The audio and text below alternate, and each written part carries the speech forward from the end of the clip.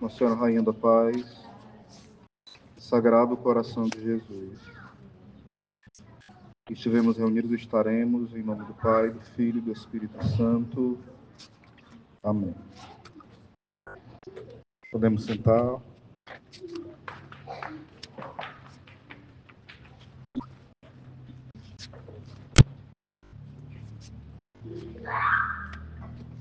Então, hoje o nosso tema é um tema um pouco vasto, vou tentar fazer um pouco de mais sintetizado, certo? É o conhecimento de Jesus e o conhecimento da Virgem Maria. Então, era um tema bem aprofundado aqui, certo? Mas eu vou tentar sintetizar. O conhecimento da Virgem Maria e o conhecimento de Jesus. Quando a gente olha para os evangelhos, a gente vai vendo que é inseparável Jesus e a Virgem Maria. É algo que não é uma competição, né? Mas essa grande união de coração. Tem um detalhe bem interessante, por exemplo, quando se eu não estou equivocado, os pastores recebem o anúncio dos anjos e vai sendo falado que... Vou sentar, viu? Mais uma vez. Vai sendo falado que vai ter um sinal, e o sinal que eles vão ter é que eles vão ver uma criança enrolada ou enfaixada, né? Dentro de uma manjedoura, ou então uma criança entre paninhos, depende da tradução, né? Mas a grande pergunta seria: como é que uma criança entre panos seria um sinal? Não é algo meio...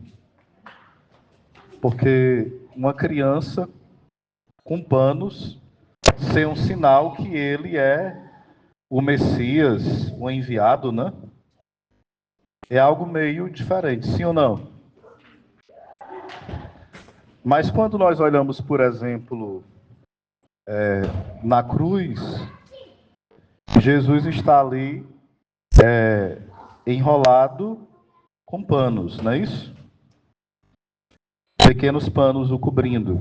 Alguns falam que ele estava praticamente nu, porque era humilhação total. Mas tem algo mais profundo, porque quando Jesus também ele é sepultado e depois ele ressuscita, qual é o grande sinal que tem ali quando Pedro corre e João? É o sepulcro vazio e eles veem panos, os panos ao lado, bem ajeitadinho. O que o evangelista Lucas está querendo dizer para nós ali? Que aqueles panos que estão ali com aquele menino que se encarnou, apontam para aqueles panos que estará com aquele menino, que um dia será grande, morrerá e ressuscitará. Vocês estão entendendo? Então parece algo simples, mas nada na Escritura está ali de forma aleatória e de graça. Está ali porque tem um sentido. Então esses panos que estão ali tanto quando Jesus está ali no seu nascimento e quando Jesus está ali na sua morte e ressurreição, apontam para um grande sinal, que ali é o Filho de Deus. E quando nós olhamos, por exemplo, no nascimento, quem é que marca a presença mais forte no nascimento de Jesus? Claro que é a Virgem Maria, né? É tanto que os santos chamam Nossa Senhora de o paraíso. Por que que os santos vão chamar Nossa Senhora o paraíso de Deus? Porque quem é que estava no paraíso? Adão. E quem é que estava dentro da Virgem Maria? O novo Adão. Vocês estão entendendo? Por exemplo, o Cântico dos Cânticos vai chamar Nossa Senhora de... Isso é uma prefiguração de Nossa Senhora, né? De jardim selado, ou então jardim fechado, né? Mostrando o quê? Que ela é sempre virgem. É um símbolo tanto da esponsalidade como um símbolo da virgindade. Esse jardim fechado também é um símbolo de quê? Do paraíso. Então Nossa Senhora é esse jardim puríssimo, é esse jardim imaculado, aonde... E por que jardim fechado? Porque no jardim anterior houve uma brecha onde o demônio entrou. Nesse outro jardim, ele é fechado, aonde não há nenhuma brecha para que o demônio entre. Então é símbolo da virgindade e é símbolo também de quê? Da Imaculada Conceição. Ou seja, nas entrelinhas tem muita coisa aí que as Escrituras vai nos apontando, né?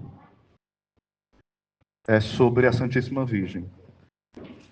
Então, dentro da questão do tratado, o conhecimento da Virgem Maria, por que que isso é muito importante? Porque não tem como a gente consagrar a nossa vida à Virgem Maria, sendo ela para nós uma desconhecida, não é isso? Apenas sendo alguém que nós admiramos de longe, sem nos aproximarmos dela, sem querermos imitar.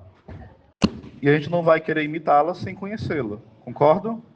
Sem saber quais são as virtudes, sem saber quais são os dogmas, sem saber quais são as glórias de Maria, sem saber quais são as suas dores, sem saber várias passagens da Escritura que apontam para esse mistério da Virgem Maria. E não somente um conhecimento racional, mas um conhecimento de intimidade. Porque a gente pode ter muita informação sobre alguém, mas essa pessoa ser um desconhecido para nós, sim ou não? Porque conhecer, a gente pode ter, por exemplo, muitas informações sobre um cantor. Quer dizer que nós conhecemos ele? Não.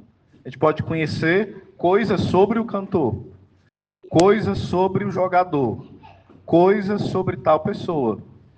Mas o conhecer, no sentido bíblico, é ter intimidade. É conhecer por dentro. É conhecer um pouco da alma da pessoa, né? Então, e esse conhecimento tem que ser um conhecimento o quê? Recíproco. Eu conheço a Virgem Maria e eu me deixo conhecer por ela também. Ou seja, é uma amizade. Eu preciso ser amigo da Virgem Maria. Ou seja, é uma amizade de mão dupla, né? Não é uma amizade... Porque se for amor, pode acontecer entre uma pessoa e outra. Aliás, uma pessoa que ama e outra que não ama. Mas a amizade tem que ser o quê? Reciprocidade.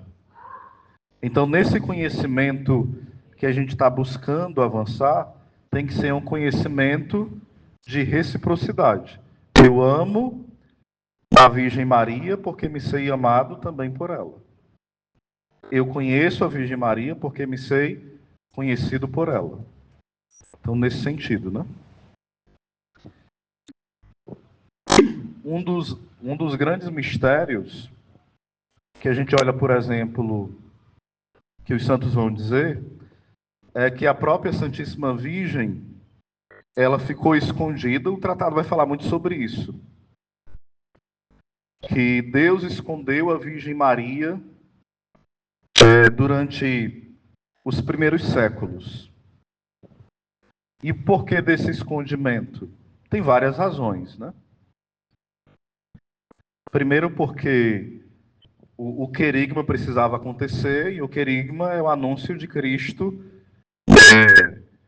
crucificado, morto, ressuscitado, a vinda do Espírito Santo. Então, toda centralidade é Cristo, né? Então, ainda não era tempo de Nossa Senhora ser apresentada, porque ainda era a igreja nascente. Então, Nossa Senhora estava sendo preparada para ser apresentada na sua grandeza, né? E como era um tempo de perseguição muito grande, não seria dada a devida atenção àquilo que a Virgem Maria é, né? Mas, por exemplo, lá em Atos dos Apóstolos, lá no início vai falar assim: entre eles estava Maria, mãe de Jesus. Os exegetas vão dizer que Nossa Senhora estava ali o quê? Ensinando os apóstolos a rezarem. Ela estava ali como o quê? Como mestra, mestra da oração. Não somente como modelo, rezando, mas os ensinando a rezar. Ela era um modelo, mas também ia ensinando a eles, como mãe e mestra. Então, esse escondimento no início foi muito normal. Deus quis esconder. Só que Deus não escondeu a Virgem Maria só dos primeiros cristãos, entre aspas, né? De uma forma que eles não percebessem tanto, né? Mas dela mesma. Na verdade, quem conhece a grandeza da Virgem Maria de forma profunda é só o próprio Deus. Porque é algo tão grandioso, tão maravilhoso, que chega a ser, no sentido bom, né, como fala o Cântico dos Cânticos, que ela é terrível como exército em ordem de batalha. Isso é para mostrar como é grande a beleza de Maria e como isso assusta até os demônios. É tanto que ela é chamada de quê? De terror dos demônios. É tanto que nos exorcismos, né, os demônios sempre, quando são obrigados a falar pela autoridade de Cristo, através do exorcista, eles vão dizer que eles têm mais medo de Deus, claro, porque Deus é o Todo-Poderoso e Santo, mas eles têm mais raiva da Virgem Maria, porque ela sendo criatura, eles têm que mesmo assim obedecê-la e ser esmagado também por ela. Então a raiva maior não é de Deus, é dela, né? Então por isso Santo Afonso até vai dizer que a primeira obra do demônio é nos fazer cair em pecado mortal, é nos afastar da graça de Deus, da união com Deus. E a segunda obra é nos afastar de Nossa Senhora, porque Nossa Senhora ela tem a grande missão de nos fazer trilhar o caminho de volta para a graça. É tanto que São Bernardo, ele vai dizer assim, como ele vai comentando a oração da Virgem, da Ave Maria, né? Ele vai dizer assim, como, ó Virgem Maria, tu encontraste graça diante de Deus, se tu nunca perdestes, né? Aí ele vai dizer, ó querida mãe, foi para nós, desgraçados pecadores, que tu achastes graça diante de Deus, porque tu nunca perdestes a graça. Ou seja, São Bernardo vai entender que esse encontrastes graça se refere à grande missão que a Virgem Maria tem de nos devolver para os braços de Deus. Não é que ela perdeu a graça em algum momento, que ela é imaculada, né? Então, esse encontrar graça diante de Deus é nos devolver a amizade com Jesus, com a Trindade, né? Que é a grande missão da Virgem Maria. É tanto que um dos títulos dela é Refúgio dos Pecadores. que a gente deve amar muito esse título, né? Refúgio dos pecadores. E deve ser bem compreendido esse título, por quê? Porque existem algumas devoções que não pode ser levada à superstição, nem o tratado, né? Tipo assim, quem tem o escapulário de Nossa Senhora do Carmo, quem tem tal devoção dos sábados, quem tem tal outra devoção à Nossa Senhora, esses tem garantido o céu. Depende, né? Se você viver a devoção, você vai ter como garantia que vai ter o socorro da Virgem Maria. Mas se você brincar e zombar dela, como é que você vai caminhar para o céu?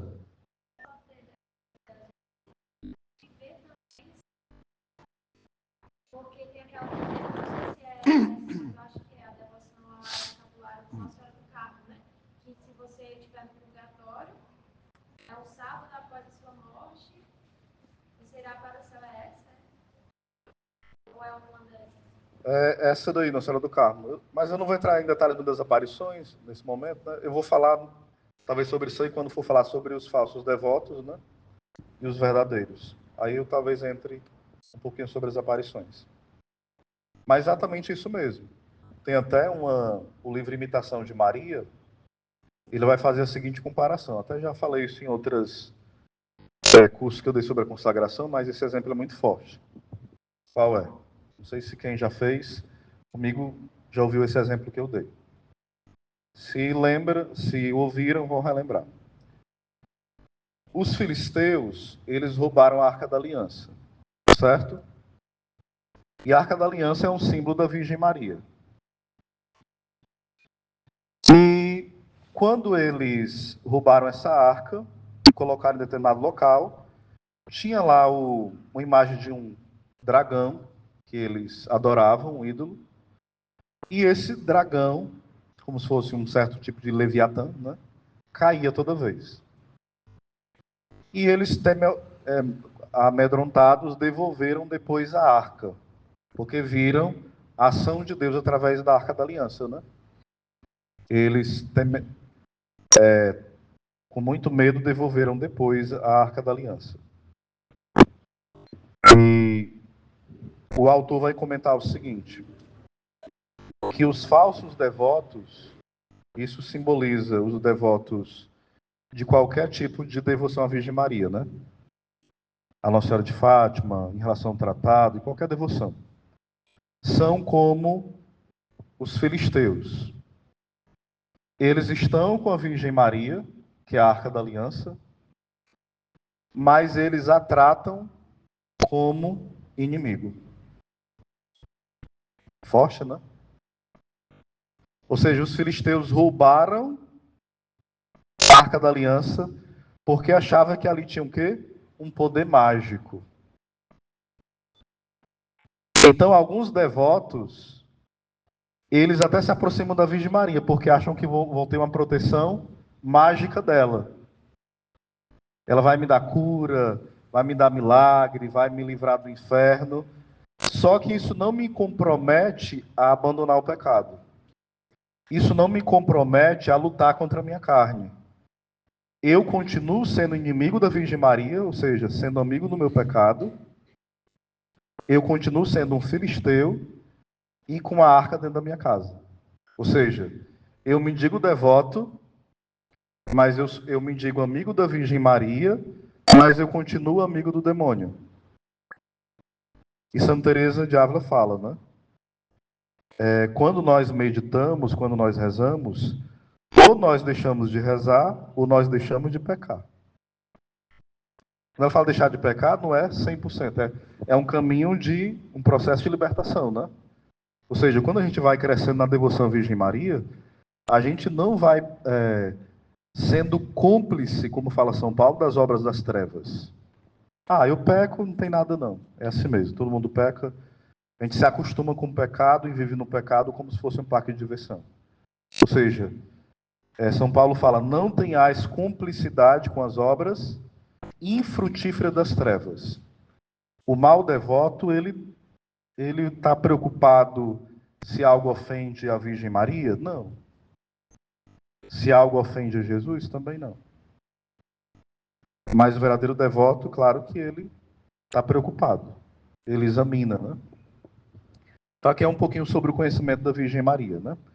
É importante conhecer os dogmas, né? Que ela é mãe de Deus, que ela é sempre virgem, que ela foi assunta ao céu e que ela é imaculada. Só que a gente não vai explicar os dogmas. O conhecimento sobre Jesus. Entra também aqui um grande amor pela Eucaristia que a gente deve ter. É preciso um entendimento também de coisas básicas, senão a gente pode rezar para um Jesus que não é Jesus. Pode ser, a gente está rezando para o Genésio, né?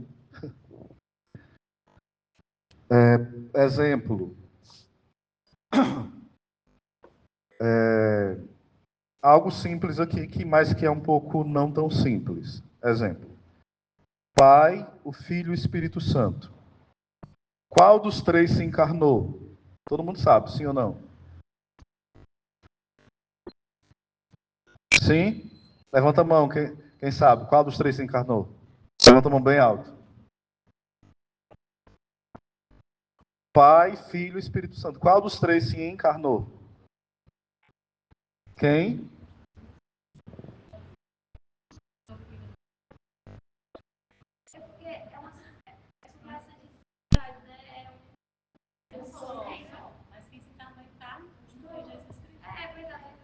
Vocês têm que me dizer, você não tem que perguntar, certo?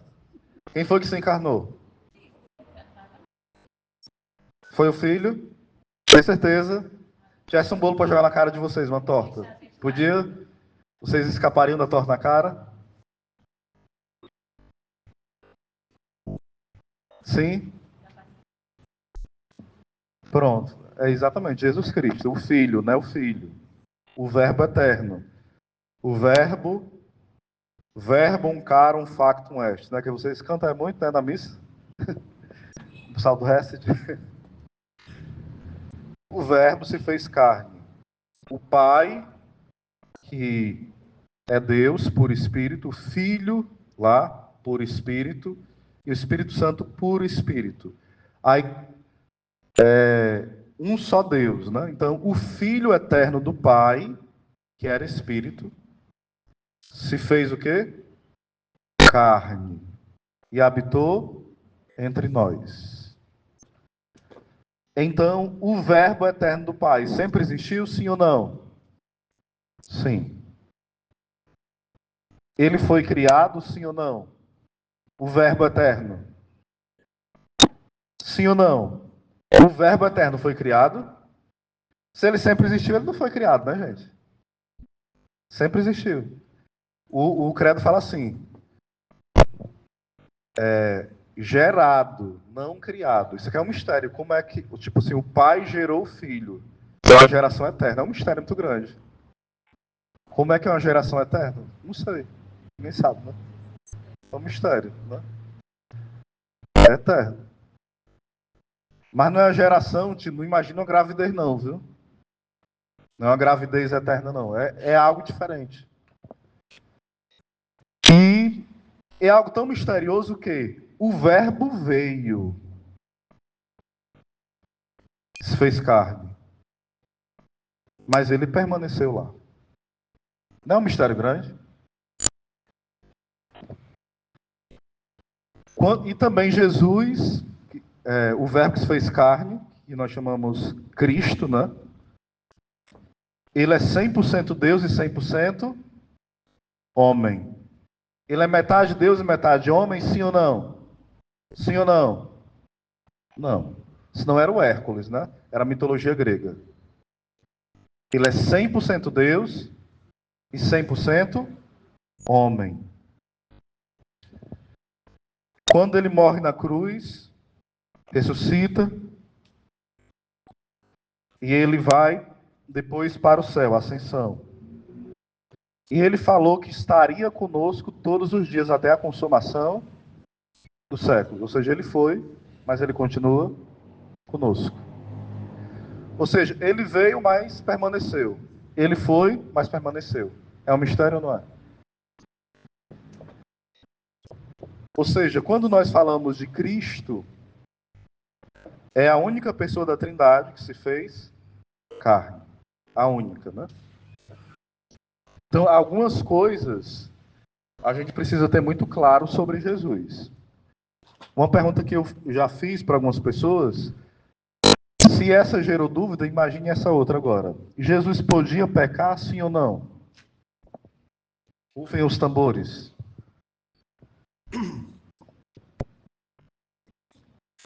Quem acha que sim, levanta a mão. Quem acha que não, levanta a mão. Quem não acha nada, levanta a mão. Quem acha que sim, levanta a mão.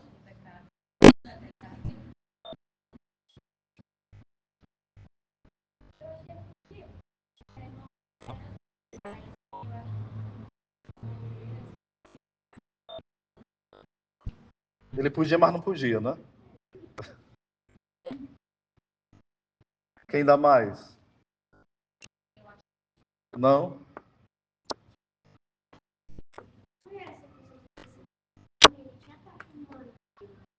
Não, eu acho que ele tinha a opção de pecar, mas por ser 100% Deus, ele não pecou. Certo. Desse lado de cá. Lá, tu teve duas já. Aqui, tu respondeu que não, né? É porque assim, eu acho que ele podia ter até pecado, mas ele é um Deus. Ele não tinha mancha de pecado. Mas Adão não tinha mancha do pecado e pecou. Palmas para ela aí. Pronto. Não, Jesus não podia pecar, certo? Porque assim, a verdadeira liberdade, no caso, ele sendo Deus, né? A liberdade em Jesus tem uma perfeição totalmente que excede o que nós podemos imaginar. Por exemplo, quando nós imaginamos os santos lá no céu, São Francisco está no céu, sim ou não? O seu anjo da guarda está no céu, sim ou não? Eles ainda podem pecar, sim ou não? Podem? Podem ou não? Não. Por quê? Podem não? Não. Mas eles são livres?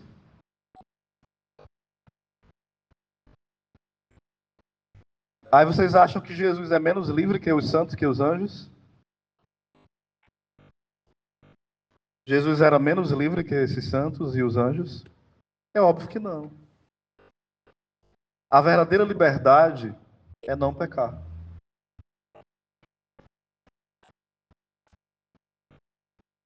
Porque há uma distinção, só que isso aqui é bem, muito filosófico, então não vamos... Livre-arbítrio, liberdade, às vezes são coisas distintas, entendeu?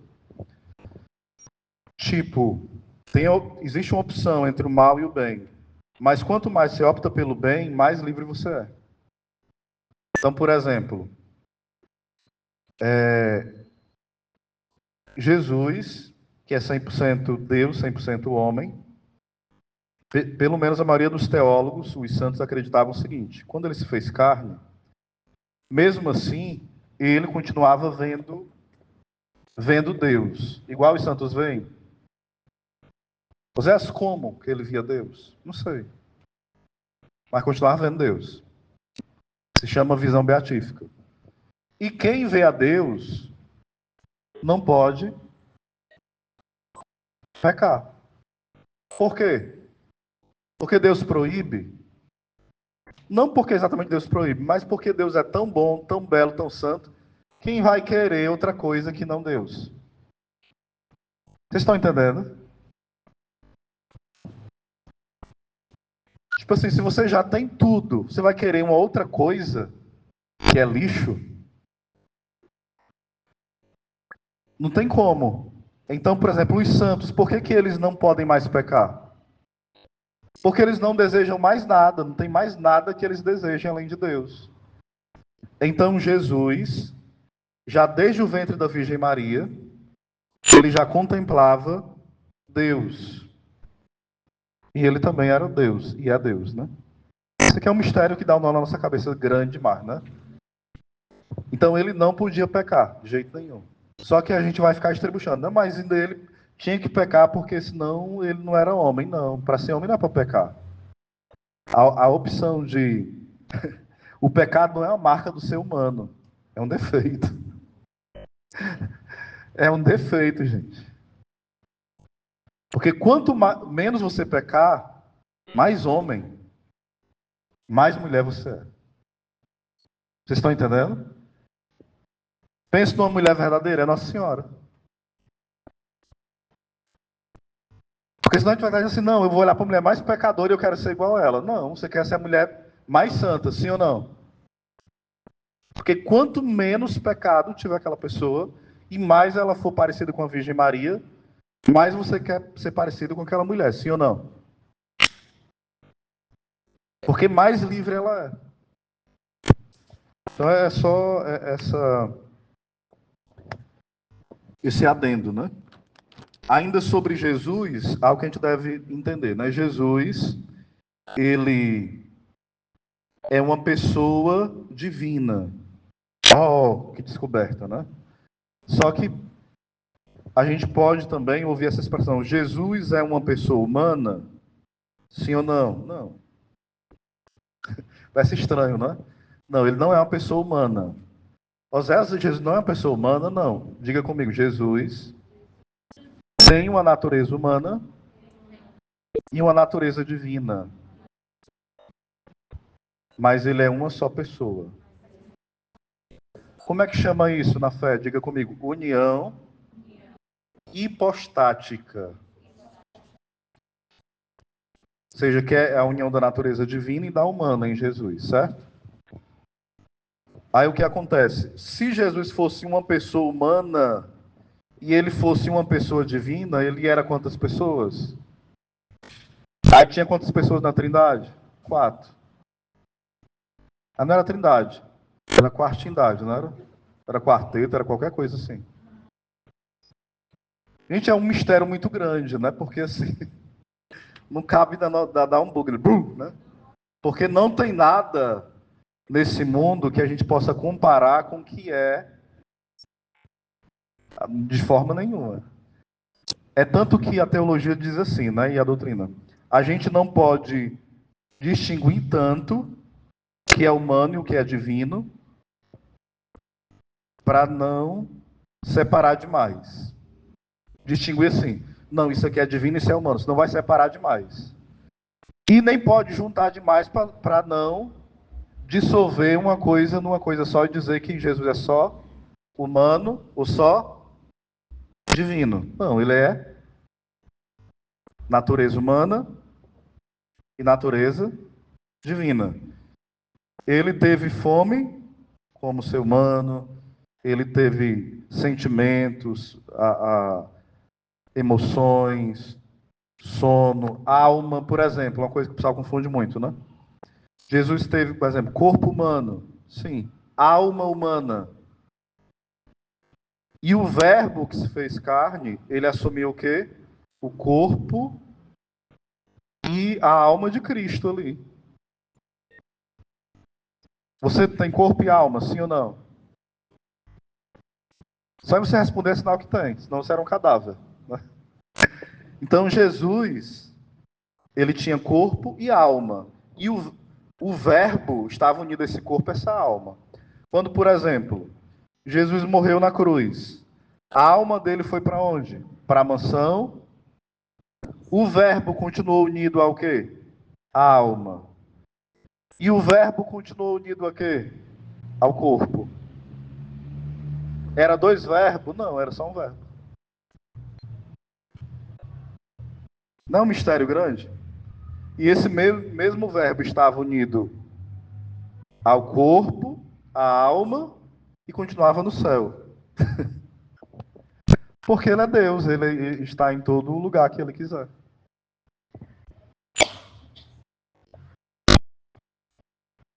Aí isso aqui dá pra gente assim, rezar, né, e entrar em êxtase, né, e glorificar a Deus, orar em línguas e tudo mais, fazer um retiro de 10 dias e tudo mais. Mas enfim, mas esse Deus Que é tudo isso, ele se fez o quê? Pequeno, simples. E a gente precisa o quê? Deixar-se amar por ele todo dia. É tanto que os santos vão dizer assim, né? Santa Faustina, por exemplo, ela diz assim que meditar a paixão de Cristo, meditar a paixão de Cristo, vale muito mais do que você ler uma multidão de livros. Um dia só de meditação da paixão de Cristo, você aprende mais do que lendo uma multidão de livros. É tanto que Santo Tomás de Aquino perguntou para São Boaventura, né? Que era outro grande sábio, aonde eram os livros dele, porque ele tinha tanta sabedoria também. Dois sábios, um conversando com o outro, né?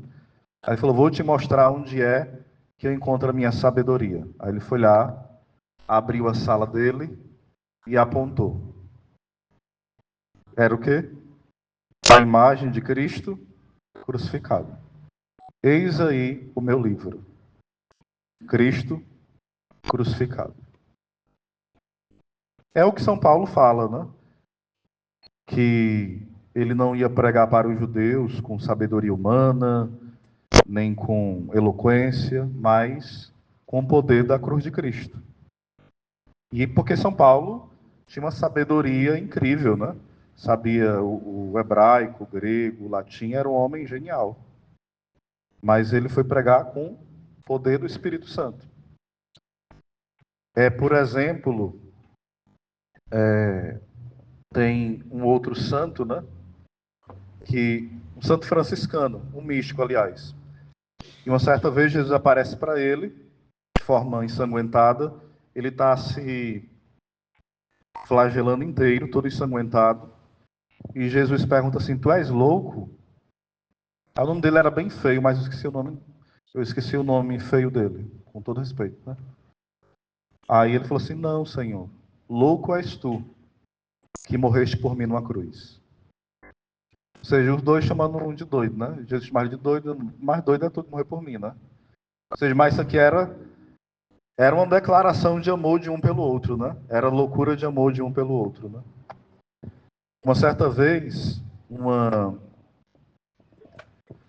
carmelita, né, estava com muitas dores, né? E com essas dores, uma irmã trouxe a imagem de Cristo crucificado. E falou assim, irmã, olha para Jesus e te consola. E ela falou assim, como eu posso me consolar enquanto meu Senhor está crucificado?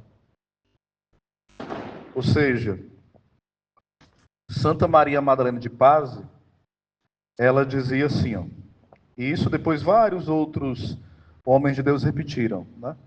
Cardeal Evantuan e vários outros. Que quem trabalha por Deus faz muito, quem reza também faz muito. Mas ela falou assim, mas quem sofre por Jesus faz tudo. Ou seja, quem reza faz muito. Quem reza e trabalha faz mais ainda. Mas quem sofre por Jesus faz tudo. Ou seja, o sofrimento por Jesus, por ele, né? É um grande apostolado. Porque aqui, dentro do conhecimento de Jesus, eu falei muito dessa parte de Jesus crucificado. Porque a meditação de Cristo crucificado vai nos ajudar muito a viver bem esse tempo de consagração. Porque vai nos ajudar a desapegar dos nossos pecados, né? Porque o desapego do pecado, ele só vai ter força em nós quando a gente souber, lá no nosso íntimo, que ele morreu pelos nossos pecados. Como vai falar São Paulo, né? Ele morreu por mim. São Paulo fala isso de forma egoísta? Não. Mas ele é convencido do amor de Deus. Ele morreu por mim. Ele fala isso com a força entranhada na alma dele, né? Ou seja, eu, eu estou crucificado em Cristo, já não sou eu que vivo, mas é Cristo que vive em mim pois ele se entregou por mim. Por que ele não falou? Ele se entregou por vocês, por nós. Mas ele falou o quê? Ele se entregou por mim. Ou seja, é um convencimento não egoísta, mas é uma convicção de amor profundo. A mesma de São João Evangelista, né? Onde ele vai falar várias vezes. O discípulo que Jesus amava. E quem era esse discípulo? Ele mesmo. Convencido, sim ou não? Diga assim, Jesus, eu quero ser convencido, diga. O nosso grande problema é que nós não somos convencidos. É por isso que a gente é triste, desconfiado, raivoso, apegado aos nossos pecados. Se a gente fosse convencido desse amor maior, que é maior que todos os amores, a gente pararia de mendigar tantos falsos amores, né? A gente choraria menos em portas estranhas. A gente choraria na porta certa, né? Amém? Louvado seja o nosso Jesus Cristo. Vou parar por aqui, porque se passar vai ser da carne. Ave Maria, cheia de graça, o Senhor é convosco. Bendita sois vós entre as mulheres.